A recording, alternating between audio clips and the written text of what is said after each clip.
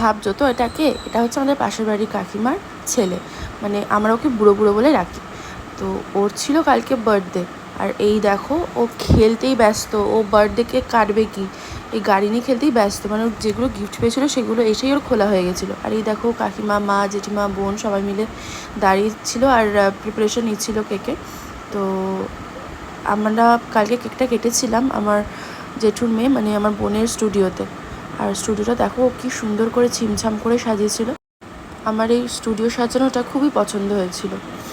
এই দেখো কি করছে পুরো, এই দেখো আমি মঙ্গলসূত্রটা উল্টে গেছিলো, প্লিজ অ্যাভয়েড গাইস।